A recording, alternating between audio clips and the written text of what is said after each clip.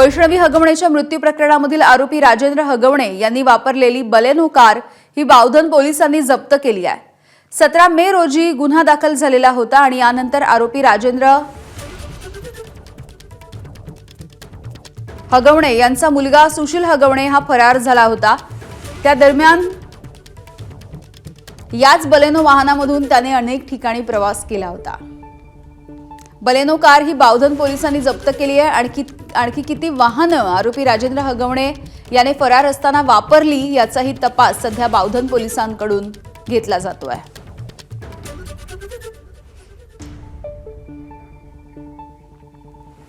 आणि याविषयी बोलत आमचे प्रतिनिधी मंदार गोंजारी आहेत आपल्यासोबत। मंदार, बलेनो कार असेल, थार असेल, अशा वेगवेगळ्या गाड्या खरं तर राजेंद्र हगवणे आणि त्यांचा मुलगा सुशील हगवणे या सगळ्यांनी फरार असताना गेल्या 7 दिवसांमध्ये वापरल्या होत्या।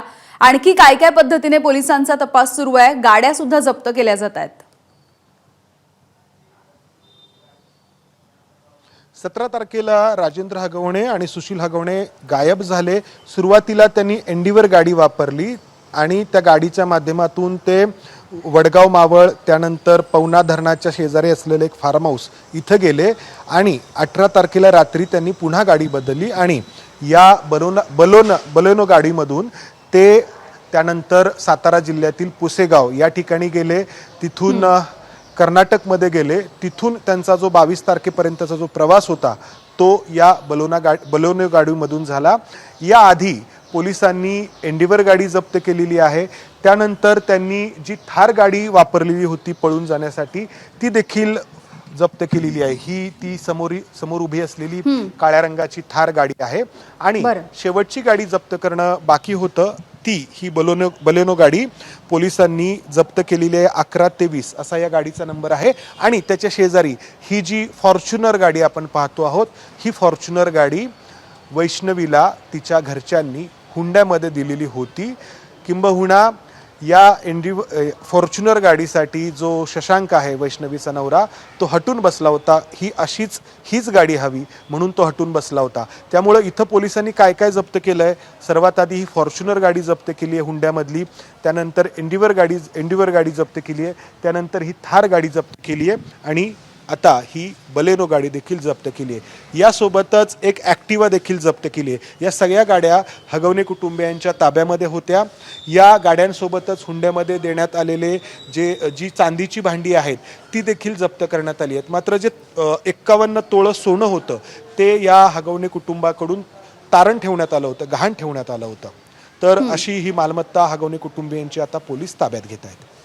अगदी मंदार, या गाड्या ज्या होत्या ज्यामधून या सगळ्यांनी प्रवास केला होता त्या नेमक्या कुणाच्या मालकीच्या आहेत किंवा त्यांची काही चौकशी होणार आहे का, या संदर्भात काही कळू शकलेलं आहे का?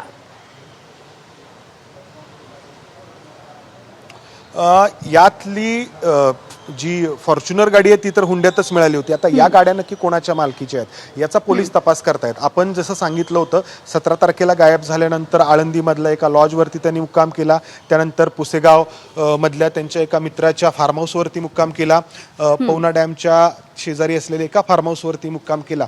अशा वेगवेगळ्या ठिकाणी त्यांनी मुक्काम केला आणि या त्यांच्या सगळ्या मुक्कामाच्या काळात त्यांना कोणी कोणी मदत केली याचा आता पोलीस तपास करतायत आणि त्यांच्यावरती पोलीस कोणती कारवाई करतायत का हे देखील पाहावं लागणार आहे। ही ती एंडिवर गाडी आहे पोलिसांनी जप्त केलेली। आणखी एक गाडी आपण दाखवतो आहोत, MH12 SS 3000 असा या गाडीचा नंबर आहे।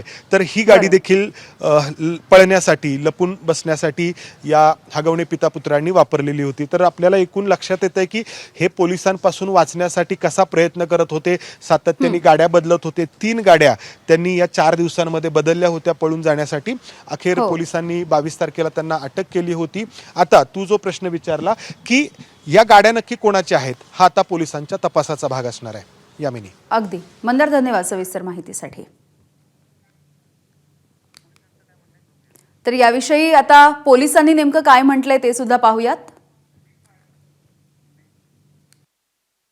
हगवणे प्रकरणात गुन्हा नोंद झाल्यानंतर आतापर्यंत स्त्रीधन म्हणून दिलेली, हुंड्यामध्ये दिलेली फॉर्च्युनर आणि ॲक्टिवा जप्त करण्यात आलेली आहे। त्याचबरोबर हुंड्यामध्ये दिलेली चांदीची भांडी जप्त करण्यात आलेली आहेत। हगवणे यांनी गुन्हा घडल्यानंतर पळून जाण्यासाठी जी वाहनं वापरलेली आहेत त्या वाहनांपैकी थार, इंडिवर आणि एक बलेनो अशी 3 वाहनं जप्त करण्यात आलेली आहेत. अजून कुठली वाहनं निष्पन्न होत आहेत का त्याचा देखील तपास चालू आहे. या पोलिसांनी जप्त केलेल्या आहेत. यामध्ये एक स्कूटी सुद्धा असल्याचं कळतंय, तर हुंड्यामध्ये दिलेली फॉर्च्युनर गाडी सुद्धा पोलिसांनी ताब्यात घेतली आहे.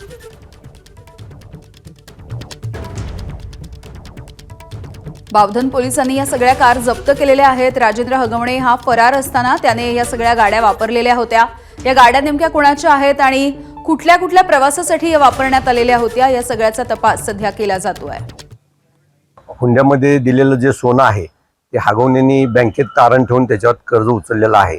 त्याच्या बाबतीत बँकेशी पत्र व्यवहार करण्यात आलेला आहे. त्याचे डिटेल्स देखील लवकरच प्राप्त करून घेऊन हगवणे प्रकरणामध्ये एकदम सखोल तपास करून कोणताही क्लू पाठीमागे ठेवला जाणार नाही आणि आरोपींना कठोरात कठोर शासन होईल या दृष्टीने तपास चालू आहे. एबीपी माझा, उघडा डोळे बघा नीट.